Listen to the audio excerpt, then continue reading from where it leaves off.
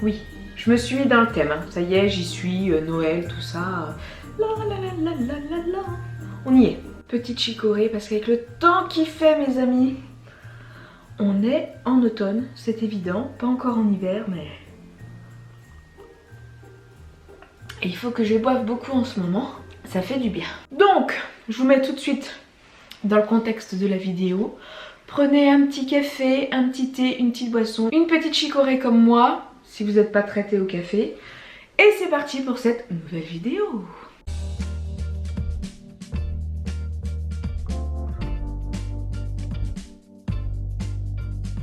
Du coup, bonjour tout le monde et bienvenue dans cette nouvelle vidéo. Alors aujourd'hui, vidéo comme vous allez le constater, consacrée au bilan du troisième trimestre de la grossesse, comme vous pouvez voir derrière vous, si le focus se fait sur le tableau et pas sur ma tête. Petite vidéo que j'ai pas beaucoup préparée parce que je vais vous avouer que actuellement je suis dans ma 37e semaine d'aménorrhée, c'est-à-dire que je suis à 35 semaines de grossesse, que bébé maintenant peut arriver n'importe quand et je vous avoue que depuis ces derniers jours, je sens que vraiment l'imprévu peut être là à tout moment. J'ai peur de me faire prendre de court par rapport à ce dernier bilan, que le bébé soit déjà là et que j'ai pas eu le temps de l'enregistrer, donc je vous l'enregistre maintenant déjà.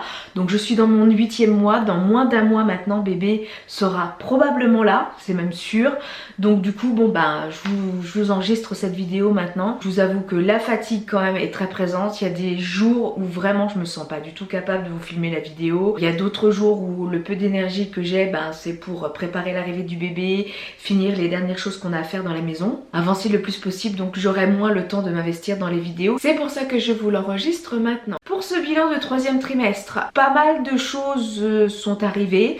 Je suis contente de vous la faire aussi seulement maintenant parce qu'il y a des nouveaux symptômes qui sont arrivés depuis quelques jours et j'espère que j'en aurai pas de nouveaux après aujourd'hui parce que je vous en ferai pas part du coup dans cette vidéo. Si je reviens pas sur certains symptômes que j'ai abordés sur le bilan du premier trimestre et du deuxième trimestre, c'est que ces symptômes là je les ressens plus ou en tout cas ils sont nettement moins présents et du coup je vois pas l'importance de continuer à vous en parler. Plutôt vous parler des symptômes qui sont pour moi le plus présents sur ce troisième trimestre, comment je le vis, etc. Par rapport à la prise de poids, parce que je pense que c'est quelque chose qui va énormément vous intéresser, sachez que je ferai une vidéo à part. Alors, je vais l'aborder un petit peu aussi dans cette vidéo, mais pas complètement, parce que c'est vrai que c'est quand même la question qui me revient le plus souvent. Oui, j'ai peur de tomber enceinte après la sleeve, même si j'ai fait cette intervention là pour avoir un enfant au final, j'ai peur de reprendre du poids, j'ai peur que ce soit un échec pour ma chirurgie bariatrique, etc. C'est vraiment les questions qui me reviennent le plus souvent, surtout je veux pas redevenir comme avant, du coup j'ai peut-être même plus forcément envie de faire un bébé. C'est ce genre d'inquiétude qui revient le plus souvent, donc je ferai vraiment une vidéo dédiée par rapport à la grossesse et la prise de poids quand on a été opéré d'une sleeve ou d'un bypass. C'est encore un bypass, je pense que c'est encore un peu différent, mais voilà, je ferai une vidéo beaucoup plus complète là-dessus parce que j'aurais énormément de choses à dire et si j'ai été aussi un petit peu moins présente ces derniers temps sur internet, que ce soit sur les réseaux sociaux ou même sur YouTube, il y a quand même une raison, c'est cette fameuse prise de poids qui, je vous le cache pas, même si comme ça je donne l'impression que ça va, que c'est gérable et tout, ça a été quand même, enfin et c'est encore pour moi hein, d'ailleurs, c'est pas ça a été, c'est encore pour moi quelque chose d'assez difficile à aborder. C'est pas facile forcément de faire des stories sur Instagram, sur Facebook, de continuer à vous filmer des vidéos quand je vois le changement morphologique. Je le vois beaucoup à mon visage notamment. Alors je sais qu'il n'y a pas que la prise de poids, il y a aussi les hormones qui fait que mon visage après j'espère va reperdre un peu, mais je vous avoue que repartir dans une prise de poids, voir son corps qui change encore morphologiquement en espace de 9 mois, on change assez rapidement, c'est franchement pas du tout facile et ça mérite sincèrement une vidéo complètement dédiée à cela. Par rapport aux autres vidéos à venir, donc cette fameuse prise de poids avec la grossesse en relation avec la sleeve, il y aura aussi une autre vidéo qui viendra sur tous les désagréments de grossesse tabous qui sont rarement évoqués sur YouTube, c'est en général des sujets qui sont un peu ragoûtants, qui sont pas beaucoup évoqués et dont je reviendrai là-dessus sur une vidéo aussi complètement dédiée. Je vais plus ou moins déjà faire allusion à certains symptômes qui me sont arrivés sur ce troisième trimestre de grossesse, mais pas forcément tous, et tout ce qui est sujet beaucoup plus tabou lié à la grossesse, etc. J'en parlerai aussi dans une vidéo dédiée complètement pour éviter que cette vidéo soit trop longue aussi, une vidéo à venir que j'enregistrerai probablement là dans les jours à venir aussi. Voilà. Donc pour en revenir par rapport aux symptômes de grossesse, Alors, les nausées sont revenues, bizarrement, au 3e trimestre. Je pense que c'est lié à la fatigue, ça c'est sûr et certain. Ça va être complètement disparu au 2e trimestre. Et là, c'est un petit peu revenu. Le matin, j'ai pas forcément faim, j'ai énormément mal. Et il y a certains plats ou certains aliments, alors je peux pas vous dire lesquels parce que ça me revient pas comme ça dans l'immédiat, mais c'est souvent les mêmes dégoûts que j'ai eu par rapport au début à la sleeve, le gras, tout ce qui est friture, etc. C'est vrai que là, avec le 3e trimestre, ce sont des dégoûts qui sont revenus, des écœurements qui sont revenus alors que ça avait plus ou moins disparu au 2e. C'est quelque chose à laquelle je m'étais pas attendue et c'est pour ça que je préfère vous en parler maintenant. Donc ce qui est lié aussi aux nausées, c'est la fatigue, je pense aussi. Il est clair que je suis beaucoup plus fatiguée sur ce 3e trimestre. J'ai l'impression d'avoir été fatiguée tout le long de cette grossesse. Quoi qu'il arrive, j'ai été fatiguée tout le long de cette grossesse. Je crois que j'ai saoulé très clairement tout mon entourage avec cette fatigue. Mais je pense que c'est aussi, c'est pas juste, elle est fatiguée, elle est enceinte. Comme certaines personnes de mon entourage m'ont plus ou moins fait comprendre, arrête de te plaindre, t'es enceinte, c'est normal que tu sois fatiguée. Non, je suis enceinte et slivée, d'accord ? Donc il y a déjà des carences au départ, la grossesse n'arrange rien, donc forcément je ressens plus de fatigue. Les gens opérés de chirurgie bariatrique auront forcément une grossesse plus fatigante, plus éprouvante que les gens qui n'ont pas été opérés de chirurgie bariatrique. Ne laissez pas votre entourage vous dire arrête de te plaindre, déjà ça fait du bien de se plaindre un peu, arrête de dire que t'es fatiguée, c'est normal, t'es enceinte. Oui, je suis enceinte, mais en plus j'ai été opérée, en plus je fais des carences, ça demande énormément d'énergie à mon corps qui a déjà du mal à en garder pour lui-même en temps normal. Et forcément cette fatigue-là, il va falloir apprendre à vivre avec. Et surtout, de ne pas vous laisser aller. Opérer ou pas opérer, grossesse peut être liée aussi à un manque de motivation. On se dit allez c'est pour la bonne cause, je me repose, c'est pour bébé, tout ça. Donc j'essaye d'en faire le moins possible, surtout que votre entourage va être aux petits soins pour vous, va pas vous dire de bouger, etc. Mais le problème c'est que moins vous allez en faire, moins vous aurez envie d'en faire et vous allez de moins en moins bouger. Ça va être de plus compliqué quand vous ferez du coup un mouvement. Dès que vous allez vous lever, plus le ventre va être gros, plus le ventre va être proéminent, plus ça va être compliqué, ça va vous faire mal au dos, aux lombaires, aux hanches. Donc je vous incite même quand vous êtes fatigué à vous lever, à vous doucher, à vous habiller, à essayer quand même de marcher un petit peu durant la journée. Je vous demande pas de courir ou de faire le marathon de New York, c'est pas du tout ça. Même pas d'aller faire forcément une activité physique, mais bouger un minimum durant la journée. Parce que je vous avoue que les jours où moi je me suis permis de me dire allez j'ai bien bougé hier, j'ai fait pas mal de ménage aujourd'hui, je me repose, je n'ai jamais été autant fatiguée le soir et je n'ai jamais eu autant mal à tout mon corps, je n'ai jamais eu autant de courbatures quand je suis restée la plupart du temps alitée à pas faire grand chose. Donc je vous conseille vraiment de bouger un minimum, sauf bien sûr si c'est contre-indiqué par votre médecin parce que vous avez des contractions, parce qu'il y a un risque d'accouchement prématuré, etc. Hein, bien sûr. On reste dans le cadre d'une grossesse qui se déroule normalement. Bougez quand même un minimum. Moi il y a des jours où franchement j'étais crevée, mais vraiment crevée. Je me suis quand même forcée à bouger, à faire quelques magasins, à sortir, à pas rester chez moi pour pas trop tourner virer et pas avoir le moral. Parce qu'on peut vite avoir le moral dans les chaussettes aussi dans ces cas-là.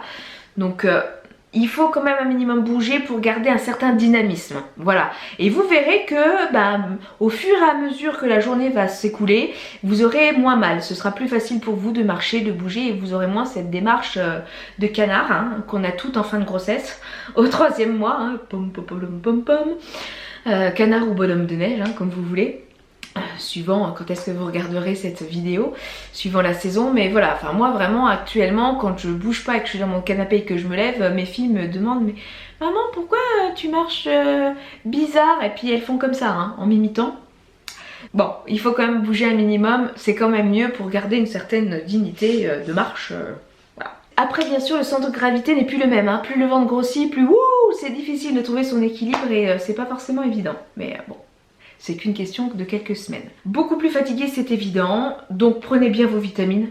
Ça me paraît logique. Moi, je continue toujours de prendre du Ginefam, une gélule par jour, que je complète avec de la zinc, aussi une gélule par jour. J'ai toujours aussi des compléments en fer. Et je profite d'ailleurs pour vous dire que j'ai changé de complément alimentaire parce que dans la vidéo du 2e trimestre, je vous parle d'un complément que la pharmacienne m'avait conseillé de prendre par rapport à ce que m'avait noté le médecin sur l'ordonnance. C'était un médicament enfin un complément alimentaire qui n'était pas remboursé par la Sécu. Et en fait ce médicament était soi-disant mieux assimilé par le corps parce qu'il y avait une espèce d'enrobage autour du fer qui faisait que c'était plus facile pour le transit. Après avoir vu mon obstétricien au CHU pour l'échographie du 3e trimestre et faire le point, etc., il m'a dit mais en fait ces compléments alimentaires ça ne veut absolument rien dire. En fait c'est du pipi de chat. Pourquoi vous arrivez mieux à les tolérer? Parce qu'il y a nettement moins de fer que les médicaments qu'on vous prescrit. Donc en gros c'est comme si vous aviez un effet placebo quoi. Vous avez un tout petit peu de fer mais dans des doses minimales, ce qui fait que forcément ça n'influe pas sur votre transit. Donc il m'a dit je vous conseille pas de continuer avec ces compléments alimentaires là, vous regarderez. Donc il m'a prescrit un autre médicament que j'avais parce que le premier c'était du Fumafère que j'ai pas du tout bien absorbé. Après cela on m'a prescrit du Thymophérol. Alors le Thymophérol du coup moi je l'avais pas essayé parce que du coup quand j'ai voulu aller chercher ce médicament à la pharmacie, c'est à ce moment là qu'on m'a donné ce complément alimentaire dont je vais vous parler. Donc j'ai jamais essayé le Thymophérol et du coup quand l'obstétricien m'a dit que les compléments alimentaires qu'on m'avait donné c'était du pipi de chat, je suis retournée avec l'ordonnance originale de Thymophérol et effectivement j'en prends. Alors certes j'ai un petit peu de diarrhée mais c'est nettement moins important que ce que pouvait me faire en effet secondaire le Fumafère.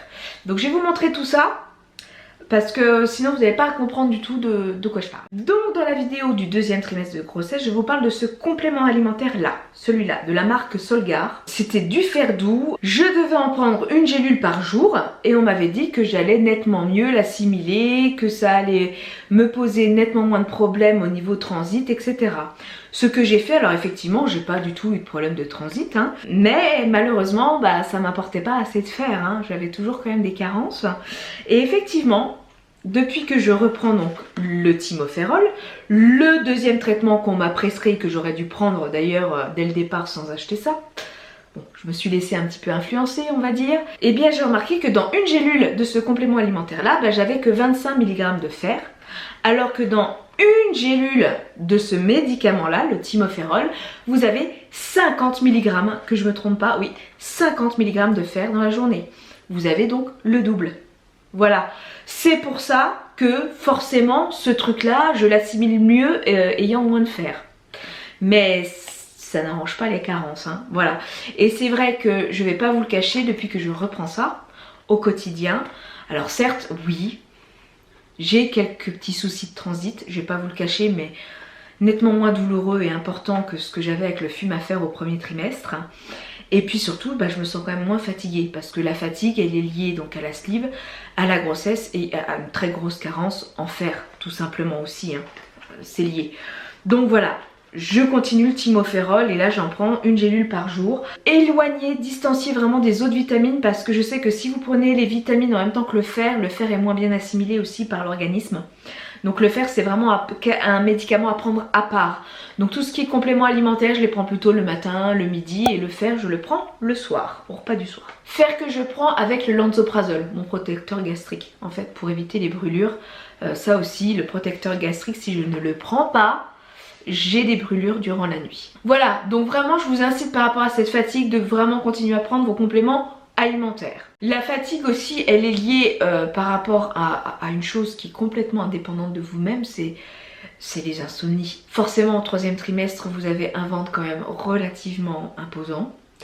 C'est très difficile de trouver une position dans laquelle vous êtes à l'aise. En général, c'est la position de côté. Privilégiez plus le côté gauche parce que ça évite d'appuyer sur la veine cave, etc. Enfin, il y a toute une histoire de pression au niveau veineux, etc. Et c'est mieux de dormir du côté gauche. Surélevez bien aussi vos jambes en mettant un coussin entre vos deux jambes ou en surélevant le matelas, parce que si ça n'est pas arrivé avant, vous allez peut-être avoir des problèmes de rétention d'eau, hein, voilà, les jambes qui gonflent, donc bien surélever votre matelas, et aussi les problèmes de sciatique. Sciatique, chose que je découvre aussi de manière beaucoup plus douloureuse, on va dire, sur ce 3e trimestre.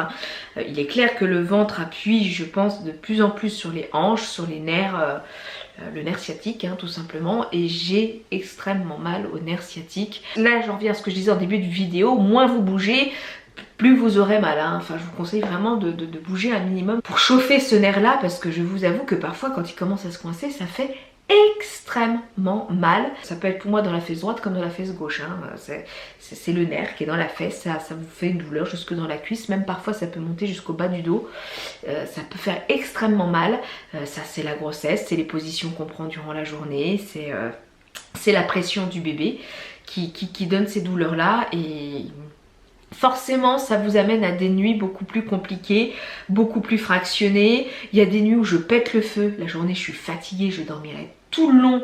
Et alors il y a des nuits j'ai des yeux comme des billes et je compte les moutons très clairement. Donc ça c'est normal, les insomnies vous risquez d'en avoir de plus en plus de par la position, de par aussi les hormones. Vous allez avoir chaud, puis après vous allez avoir froid, et puis tout va vous énerver, et puis vous allez cogiter, et puis j'ai envie d'accoucher mais en même temps j'ai peur, enfin bon. Des choses tout à fait normales pour le 3e trimestre de la grossesse. Un autre gros souci que j'ai et qui est permanent et qui est peut-être le souci qui m'handicape le plus dans cette grossesse, ce sont le problème des palpitations. Palpitations que j'ai depuis mes premières semaines de grossesse. Dès que j'ai pris mon petit déjeuner le matin et que je mets en route le transit, comme une espèce de dumping en fait. Sauf que ça arrive quoi que je mange, même si je ne bois pas du tout sucré ou que je ne mange pas du tout sucré, dès que je mets mon transit en route, j'ai un énorme dumping qui se met en place une demi-heure à 1 heure après avoir pris mon petit déjeuner. Malheureusement le matin quand je me lève, j'ai quand même faim, je me sens faible, j'ai besoin de manger, mais je sais pertinemment qu'une demi-heure après, 1 heure après, je vais être mal. Et durant ce 3e trimestre, c'est encore plus accentué. Notamment, je vais pas vous le cacher, là depuis que j'ai déménagé, alors est-ce que c'est la fatigue? Je pense pas que ce soit la fatigue du déménagement ou le changement. Je pense sincèrement que je suis arrivée à une étape de la grossesse où bébé a besoin d'énormément d'énergie. Parce que voilà, à ma dernière écho, je vous en reparlerai aussi parce que j'ai forcément passé l'écho du 3e trimestre. Oui, c'était il y a plus de 3 semaines, il faisait déjà 2,4 kg. Donc là, on est 3 semaines en plus. Il doit être pas loin, il doit être aux alentours des 2,8 kg, 3 kg, j'en suis convaincue. C'est pas forcément un très très gros bébé que j'attends, mais c'est un beau bébé hein, qui m'est présagé finalement. Moi qui aurais cru qu'avec la sleeve je ferais une petite crevette. Apparemment c'est pas du tout une petite crevette qui est prévue. Alors après bien sûr attention, les estimations au niveau des échographies ils peuvent se tromper aussi hein. Donc voilà, il est encore dans la normalité. Il est pas plus gros qu'il ne devrait l'être, mais en tout cas voilà, ça présage quand même un bon bébé et je pense qu'il est pas loin des 3 kg à l'heure actuelle. Et là, il me demande énormément d'énergie, il me pompe de l'énergie. Je le sens dans ses mouvements, je sens quand il commence à bouger, ça devient plus agréable. Ça en est douloureux, je sens que mon utérus est étiré à l'extrême.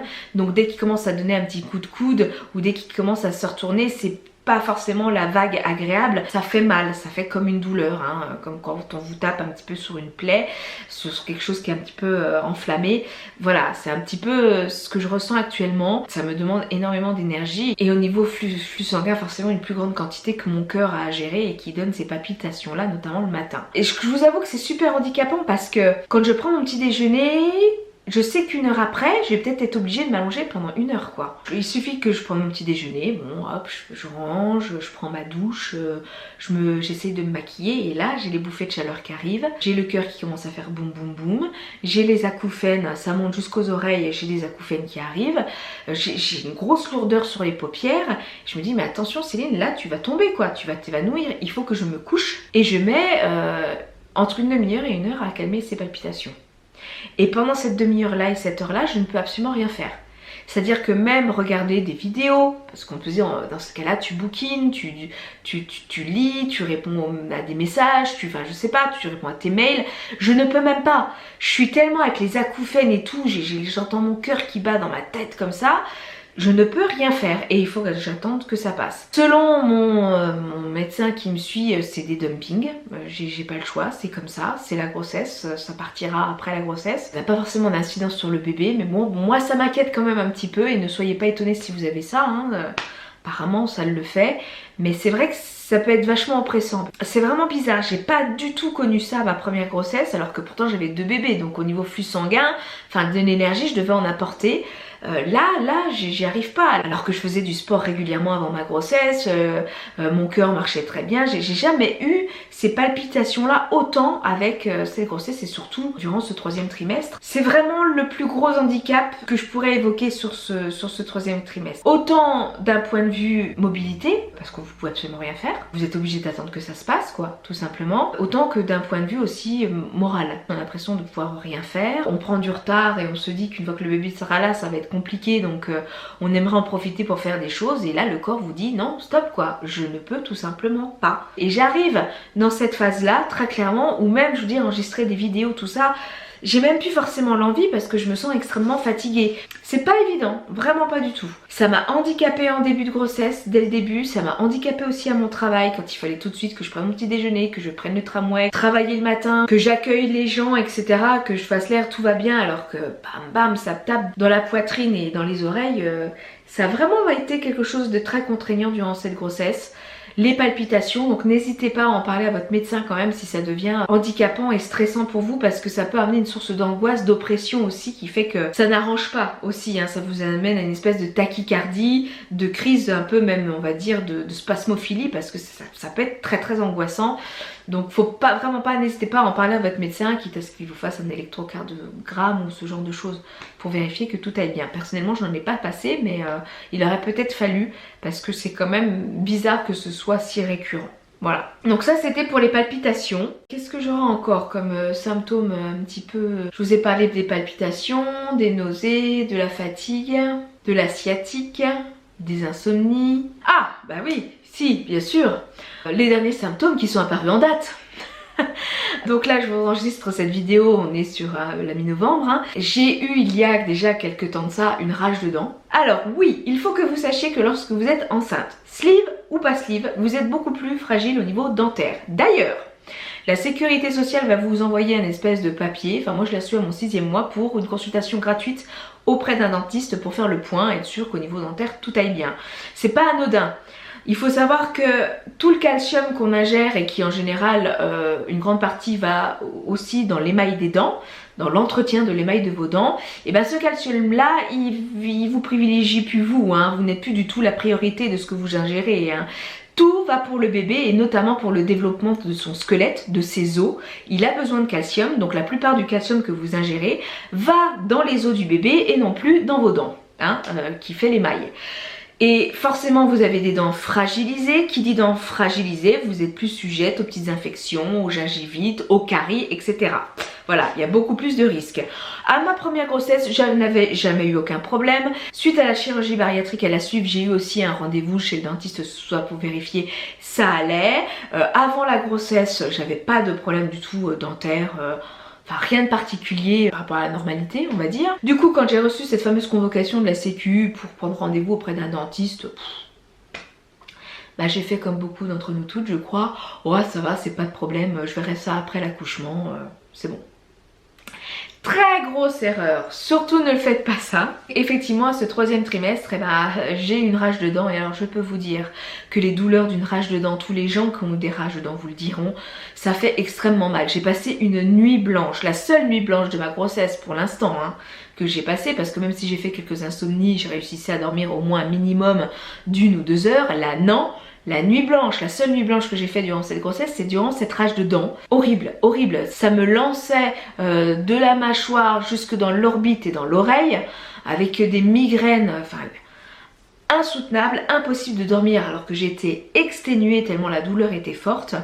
Et j'ai eu la chance d'avoir eu un rendez-vous dès le lendemain matin auprès du dentiste qui me suivait alors que ça faisait un bout de temps que j'étais pas allée, en tout cas sur plus d'1 an. Et qui a réussi à me prendre, qui a regardé comme ça d'un prime abord mes dents et me dit bah écoutez je comprends pas, je vois rien, je vois pas de caries, rien du tout, qui m'a fait le test en touchant, en tapotant, etc. Pas de douleur, et elle m'a fait le fameux test du froid, vous savez il vous lance un petit peu d'air froid. Alors là j'ai jonglé, j'ai eu très très mal, et elle m'a fait passer donc une radio pour voir ce qu'il en était, et là une énorme carie entre les 2 molaires du fond.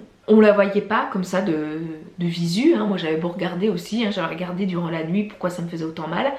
Mais elle était bien présente au point qu'elle commençait à attaquer le nerf de ma dent. Donc bah, j'ai pas eu d'autre choix que de me faire soigner ma dent. Actuellement j'ai juste un pansement, elle a essayé de m'enlever la grande partie de la carie, pas la totalité, parce que qui dit la totalité, puisque ça atteint le nerf, il faudrait dévitaliser la dent, me mettre une couronne, et là au 8e mois de grossesse c'est vraiment pas du tout conseillé, ça peut déclencher l'accouchement, etc.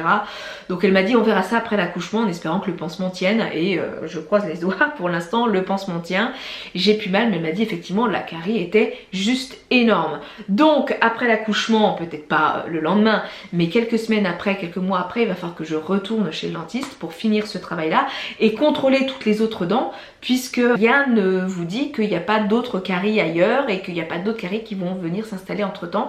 Ça peut aller extrêmement vite, hein. Il y a des gens qui ont fait un contrôle auprès du dentiste juste avant la grossesse ou en début de grossesse qui n'avaient absolument rien, et en l'espace de quelques semaines ou quelques mois, des énormes caries apparaissent à cause de cette fragilité dentaire qui se met en place à cause de l'état de grossesse, tout simplement. Vraiment, je vous conseille de faire ce petit contrôle, d'avoir une hygiène dentaire irréprochable, parce que oui, on est très nettement fragilisé à ce niveau-là, et je m'attendais pas du tout que ça puisse se dégrader aussi rapidement, surtout, hein. Voilà. Donc ça, niveau rage de dents, voilà, j'ai découvert ça aussi à cette grossesse, ce que je n'avais pas eu à ma première grossesse. Ça peut être lié aussi à la chirurgie. Vous savez qu'à la chirurgie, il y a énormément de gens, sans être forcément en état de grossesse, sans être enceinte, énormément de gens qui ont des problèmes de dents, parce qu'il y a des reflux acides, il y a des reflux gastriques qui fait que ça abîme l'émail des dents aussi, on peut perdre nos dents, on perd en qualité dentaire, ça c'est clair et net, déjà par la chirurgie bariatrique au départ, ça fait partie des effets secondaires, de par les carences et les reflux gastriques, mais en plus quand vous y rajoutez une grossesse, faites très attention. Donc je vous conseille vivement de faire quand même un petit tour chez le dentiste pour vérifier que tout aille bien, même avant d'envisager par exemple une grossesse, ne serait-ce que vous faire un petit détartrage, anticiper quand même un petit peu. Voilà, donc ça fait partie des symptômes aussi que j'ai découvert durant ce 3e trimestre. Je me suis fait aussi vacciner de la grippe. Vous faites comme vous voulez, mais moi j'ai quand même préféré. Alors je suis plutôt en fin de grossesse, à savoir que le temps que le vaccin fasse ses effets et que vous soyez complètement immunisé, je crois qu'il faut attendre à peu près 3 semaines. Donc j'espère que je serai arrivée à mes 3 semaines, ce qui n'est pas encore le cas, avant l'accouchement du bébé, pour que j'ai les anticorps qu'il faut et que bébé aussi ait ce qu'il faut à la sortie. Mon mari aussi s'est fait vacciner, j'ai aussi fait vacciner mes filles pour pouvoir que l'entourage proche et le bébé, s'il y a la grippe, bah au moins qu'ils soient protégés. Alors il y a des gens qui sont pour, il y a des gens qui sont contre, moi je l'ai fait, voilà. Par contre oui, j'ai eu forcément des effets secondaires, des courbatures, tout ça. Est-ce que ça a été accentué par la grossesse ou pas, ça je ne sais pas du tout, j'en ai absolument aucune idée. Sachez qu'en tout cas quand vous êtes enceinte, ce vaccin est pris en charge par la sécurité sociale. C'est une manière de vous protéger vous et de votre bébé, et si on peut éviter un état fiévreux, une grippe, être cloué au lit pendant 3 jours avec bébé qui est encore tout petit, je vous conseille vivement de le faire. Donc oui, j'ai eu quelques courbatures, j'ai eu une extrême fatigue, j'ai pas été bien, et là je pense que c'était lié aussi à une réaction du vaccin que j'ai eu. En temps normal, déjà certaines personnes qui sont vaccinées de la grippe ont ce genre de réaction. Bon bah avec mon état de grossesse, je pense que ça a un petit peu accentué, j'ai fait une petite réaction, mais rien de méchant. Je l'aborde avec vous parce que c'est peut-être des questions que vous poserez, peut-être pas toutes, mais voilà, sachez que ce vaccin de la grippe est quand même conseillé quand vous êtes enceinte, si le bébé est amené à naître là en fin d'année, quoi. Voilà. Et enfin, dernier symptôme en date, alors là... Je ne m'y attendais pas, je n'ai jamais eu ça de ma vie. Je découvre, alors j'en ai forcément entendu parler, hein, voilà. J'ai eu la joie de découvrir ce qu'étaient les hémorroïdes.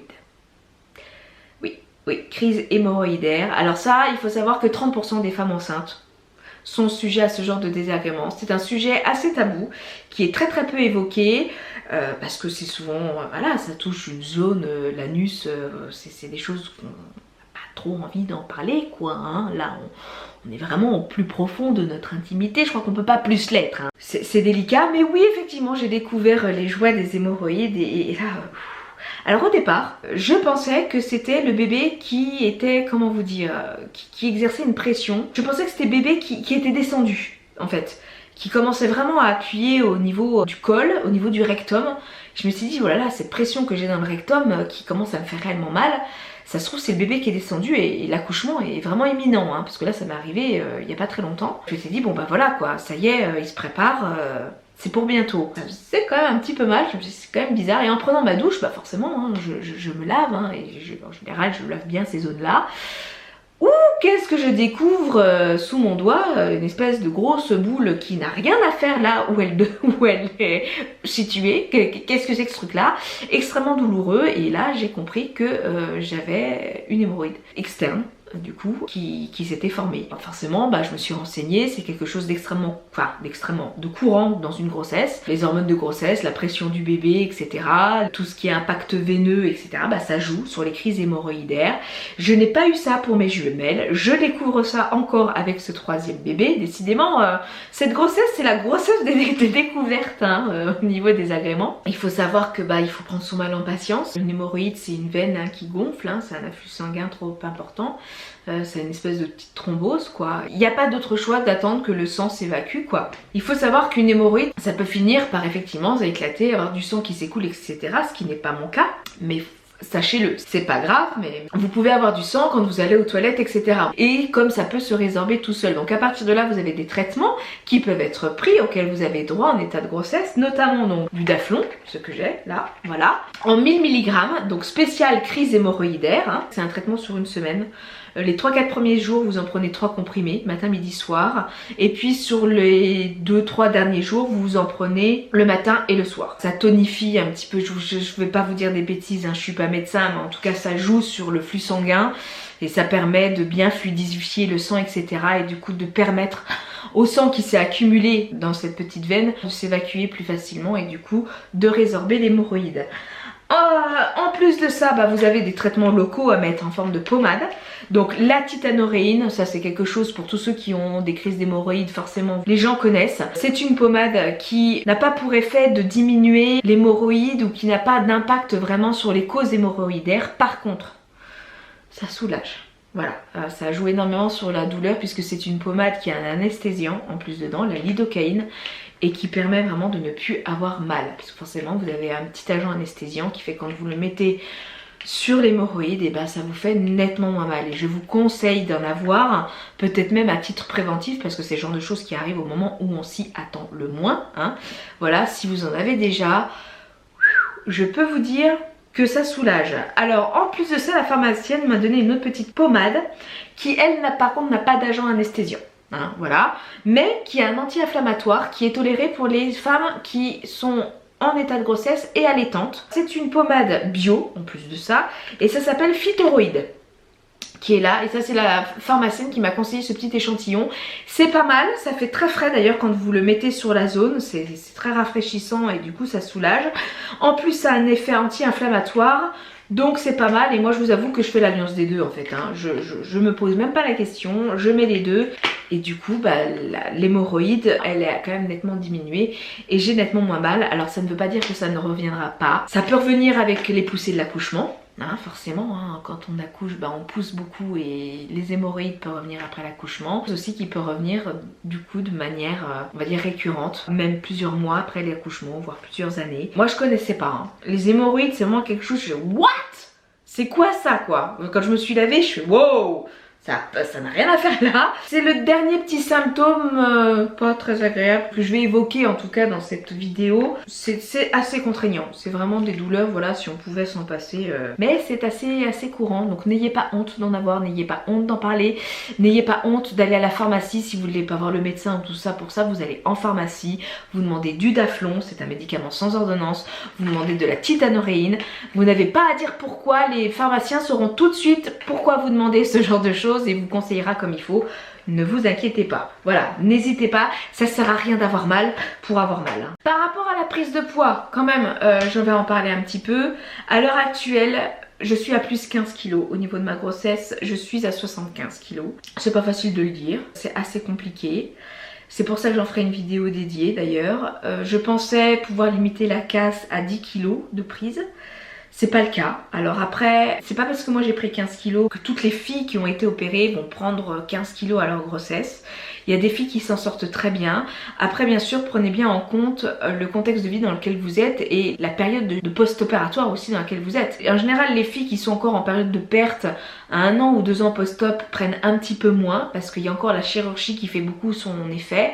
Moi maintenant, je suis quand même à 3 ans et demi de chirurgie. Quand j'ai commencé à tomber enceinte, j'étais déjà en phase de rebond pondéral puisque j'avais déjà pris pris 3-4 kilos par rapport à mon poids le plus bas avec la chirurgie. Forcément ça n'a pas aidé. Ce qui n'a pas aidé non plus, c'est que j'ai pas eu une grossesse des plus sereines. Pour tous ceux qui me suivent un petit peu, notamment sur les réseaux sociaux, vous avez vu que j'ai déménagé, j'ai vendu mon appartement, nous avons acheté une maison, mes filles ont dû changer d'école. C'est assez compliqué aussi avec mes filles. Voilà, c'est pas mon premier bébé non plus. Quand je rentrais le soir de mon travail, c'était pas forcément pour me reposer. J'avais quand même ma vie de maman qui prenait le relais, plus toutes les choses à côté à faire avec le déménagement sur cette fin d'année. J'ai pas du tout eu une grossesse sereine et je pense très sincèrement que ça m'a pas aidé à garder le contrôle. Moi je sais que je suis très fragile au niveau pression, au niveau stress et que ça m'amène tout de suite à retomber dans mes vieux démons, dans l'alimentation qui rassure, l'aliment doudou, etc. J'ai pas mal grignoté, je me suis pas mal réfugiée dans le sucre quand ça n'allait pas et Dieu sait qu'il y a eu des moments où j'étais stressée, paniquée et voilà, j'ai grignoté. Ces 15 kilos là je les ai pas pris parce que j'étais juste enceinte, je les ai pris aussi parce que j'ai fait des bêtises hein. Soyons clairs, je l'assume, je le dis haut et fort. Du coup n'essayez quand même pas trop de vous comparer, c'est comme la chirurgie bariatrique, il y a des gens qui vont perdre beaucoup, il y a des gens qui vont perdre moins, on a chacun un contexte de vie qui est différent, des antécédents qui sont différents, un poids qui est plus ou moins là depuis longtemps, ou voilà. Moi faut savoir que pendant 34 ans j'ai quand même été en obésité, j'ai été beaucoup plus mince pendant 2 ans, mon corps dès qu'il a vu qu'il y avait une prise de poids, il s'est tout de suite oui super cool machin, parce que ça faisait que 2 ans que entre guillemets j'étais mince et il n'a pas eu le temps on va dire d'assimiler que ça pouvait être mon poids de forme aussi. Je savais en tombant enceinte que j'allais reprendre du poids. Si j'étais aussi flippée en début de grossesse et il suffit de regarder ma vidéo où je vous annonce ma grossesse, si je suis aussi flippée que ça, si j'ai aussi peur de ce bébé, de ce troisième et si je suis autant paniquée, c'est parce que j'ai peur de reprendre du poids. Et n'ayez pas honte, c'est tout à fait normal d'avoir peur de reprendre du poids, d'avoir peur de revenir à son physique d'avant quand on a tout fait pour en perdre, quand on s'est fait enlever quand même plus de la moitié de l'estomac pour perdre du poids. C'est quand même triste de se dire que je vais reprendre du poids. Après il y a des gens qui arrivent à limiter la casse, mais comme je vous dis, le contexte de vie de chacun est différent et c'est pas parce que vous avez pris du poids et que d'autres filles n'en ont pas pris du tout que vous êtes une merde, disons le mot. C'est pas vrai. Après je vous avoue c'est pas simple, moi de continuer à faire ces vidéos et c'est aussi pour ça comme je vous le disais que je suis moins présente aussi sur Instagram et tout, c'est pas évident aussi de moi, là je me regarde retour de caméra, c'est pas évident de voir le double menton voilà qui revient, les joues qui sont un peu mieux, on voit moins les clavicules, voilà les seins, je vous ai pas parlé de la poitrine, mais la poitrine, moi ma poitrine je la supporte pas quoi, je suis revenue à la poitrine que je faisais avant l'intervention. Je supporte pas voir mes seins qui sont devenus gros quoi, c'est quelque chose que j'ai énormément du mal à vivre, les cuisses, c'est vraiment pas facile. Je sais pas si je réussirai à reperdre le poids, hein, j'ai mis 9 mois à prendre ces 15 kilos, je vais probablement mettre 9 mois voire beaucoup plus pour les reperdre et c'est pas sûr que je les reperde tous parce que on peut garder parfois quelques kilos de grossesse. J'espère en tout cas tout mettre en place pour pouvoir y arriver. J'ai conscience que ce sera beaucoup plus long que quand j'ai été opérée d'une sleeve parce que ça fera 3 ans et demi, 4 ans presque que j'aurais été opérée et que là je repars dans une perte beaucoup plus lente en faisant très attention, en repartant sur du rééquilibrage, etc. Hein. En partant sur une activité sportive, les kilos de grossesse vont pas partir comme ça en faisant rien du tout non plus. Hein. Ça va pas être facile et j'en ferai vraiment une vidéo dédiée parce que franchement cette prise de poids n'a pas été simple et je pensais, enfin avec mon médecin on essayait de limiter la casse, il m'a toujours dit que je dépasserais les 10 kilos de prise, il en a toujours été convaincu, il connaît mon profil, il me suit depuis le début, le docteur Gauthier m'a toujours dit moi je pense pas que ce serait bien de se limiter à 15 kilos, là je suis à plus 15 kilos. Hein, voilà, de prise par rapport au début de grossesse, le 3e trimestre et notamment là les dernières semaines, c'est là où je prends le plus, donc j'espère que c'est vraiment le bébé qui prend, que c'est de la rétention d'eau, etc. Là ce sont des kilos auxquels je peux pas malheureusement échapper. On peut échapper aux premiers kilos des premiers mois, en faisant attention, les 4-5 premiers mois on peut limiter la casse, après 5 mois c'est normal de prendre du poids dans une grossesse.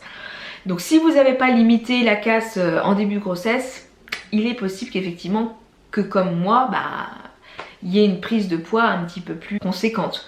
Après 15 kilos, je suis un petit peu au-dessus de la moyenne, je crois que ça doit être 12 ou 13 kilos, hein, la prise de poids dans une grossesse normale. Voilà, je suis à 15 kilos, j'espère sincèrement pas arriver à 20, hein. Le but c'est pas de faire 20 kilos de plus. C'est pas évident parce qu'il faut savoir que par rapport à mon poids le plus bas, je fais quand même 20 kilos de plus. Hein.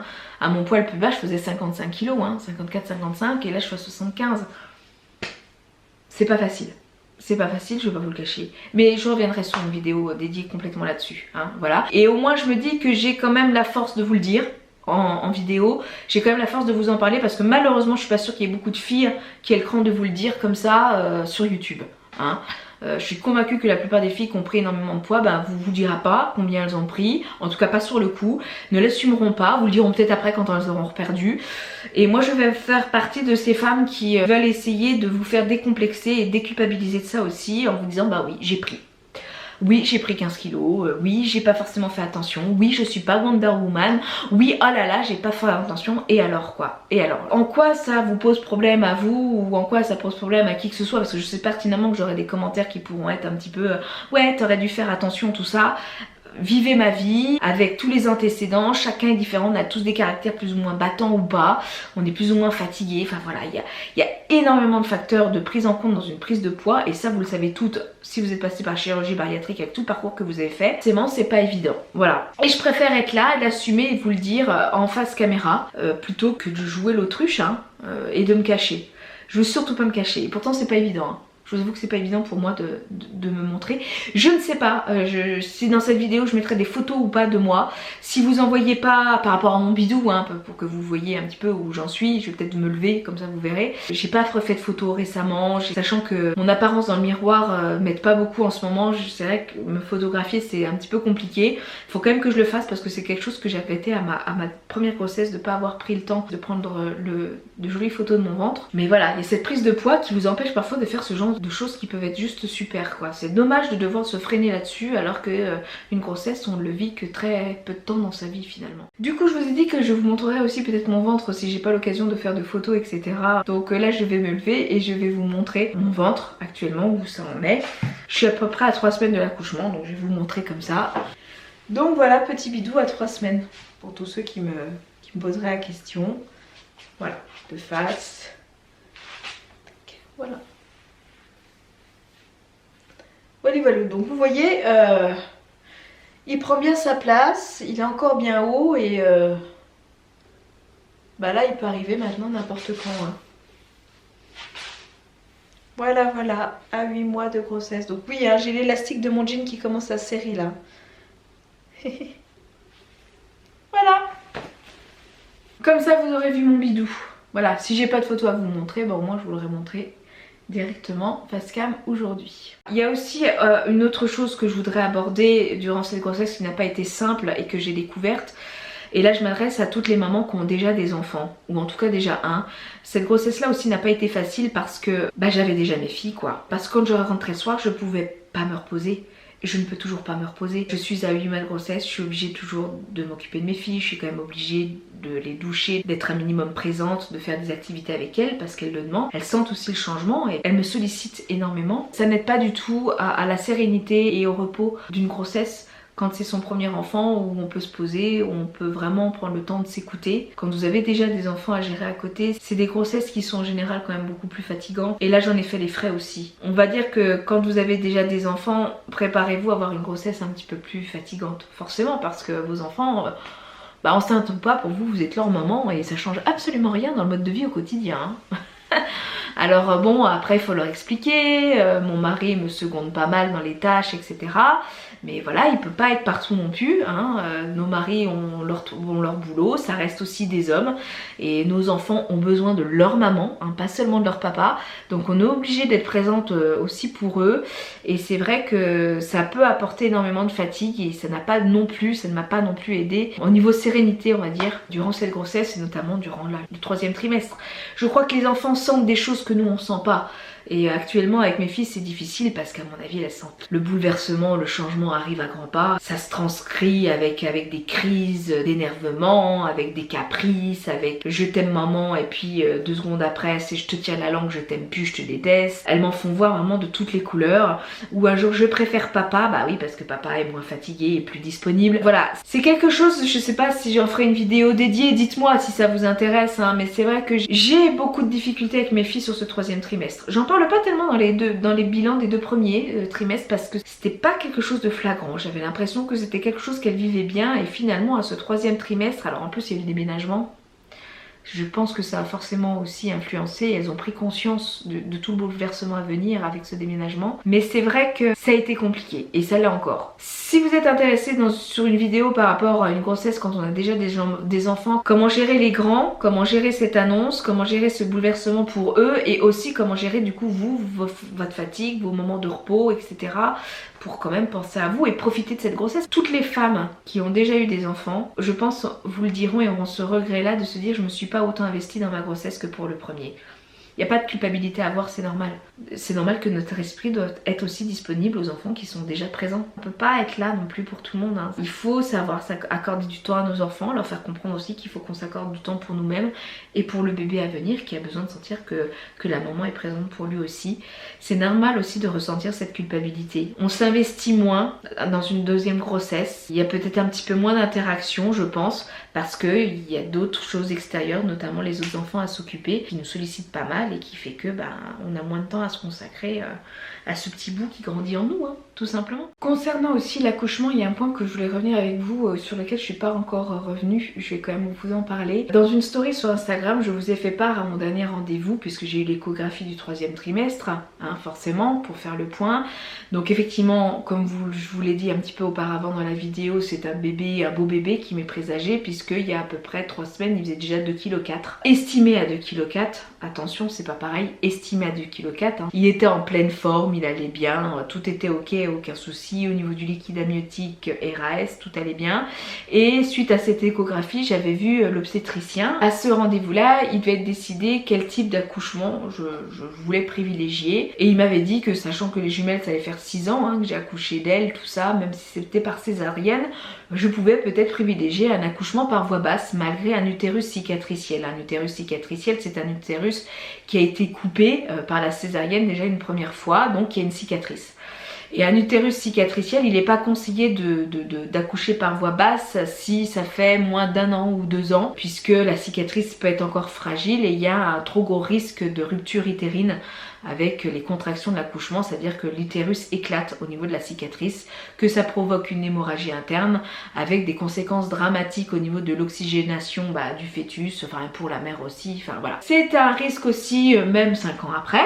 Hein, à prendre en considération, mais le risque on va dire est moins grand. Moi maintenant à l'époque du rendez-vous j'étais assez ouverte et je m'étais dit si j'ai l'occasion de pouvoir avoir un accouchement par voie basse, je vais le privilégier parce que j'ai pas eu cette chance là avec mes filles, puisque mes filles sont nées par césarienne en urgence. Au départ elles étaient censées arriver par voie basse puisqu'elles se présentaient dans la bonne position. Malheureusement, malgré un déclenchement, un travail de 16 heures, j'ai fini en césarienne en urgence avec tout l'impact que ça a eu sur une de mes filles qui a un petit handicap. Enfin bon voilà, pour tous ceux qui me suivent un petit peu, il suffit de regarder sur ma vidéo sur une journée de ma vie de maman, vous comprenez que j'ai une de mes filles qui a un petit handicap depuis sa naissance. Forcément j'y pense. Et donc à cet accouchement là on m'a dit que l'accouchement par voie basse serait possible, donc je m'étais dit c'est cool si je peux avoir un accouchement par voie basse, avoir la chance de pouvoir avoir le papa avec moi, parce que oui, il faut savoir que l'hôpital de Dijon est un des seuls hôpital de France à ne pas accepter les papas au bloc opératoire en cas de césarienne. En cas de césarienne en urgence, mais aussi en cas de césarienne programmée. Ça, je trouve ça déjà bien dommage.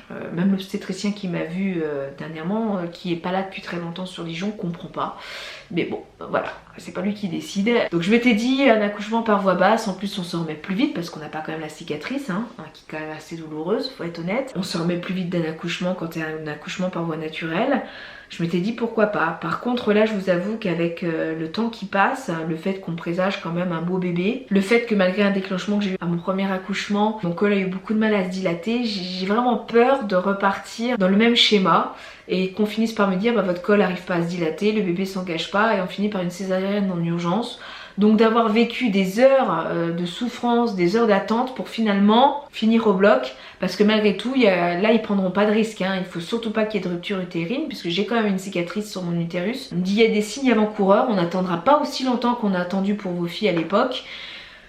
Et du coup voilà, je suis un petit peu perdue, j'étais vraiment partie pour un AVAC, c'est-à-dire qu'un accouchement vaginal après une césarienne, j'étais vraiment partie là-dessus et finalement plus j'y réfléchis, plus je me dis si je demande une césarienne, parce que quand on a déjà eu une césarienne, sachez-le, vous avez le choix de pouvoir demander une deuxième césarienne pour le deuxième accouchement, hein, ça y a pas de souci. Et donc du coup je me tâte, est-ce que je vais demander ou pas finalement cette césarienne pour éviter tous les problèmes que j'ai pu avoir à mon premier accouchement?